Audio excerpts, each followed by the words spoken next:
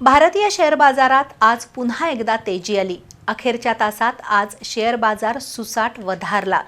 दिवसभरात सेन्सेक्स 650 अंकांनी वाढून 83,277 वर गेला, तर निफ्टीनं 0.83% वाढ घेऊन 25,682 ची पातळी गाठली। त्यामुळे पुन्हा एकदा गुंतवणूकदारांना दिलासा मिळालाय।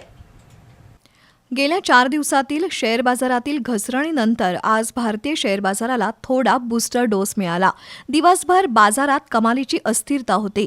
सकाळच्या सत्रात मोठी घसरण झाली, पण आज शेअर बाजार बंद होण्यापूर्वी एका तासात गुंतवणूकदारांनी तुफान खरेदी केली आणि सेन्सेक्स 650 अंकांनी वाढून 83,277 वर गेला, तर निफ्टीनं 210 अंकांची वाढ घेऊन 25,682 चा टप्पा गाठला।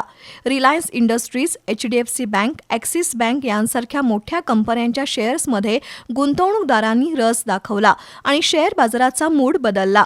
आज दिवसभरात Power Grid, Coal India, Adani Enterprises यांच्यासह बँकिंग सेक्टरमधील शेअर्स वाढले, तर Bajaj Finance, Maruti Suzuki, Tech Mahindra, Eicher Motors हे शेअर्स घसरले।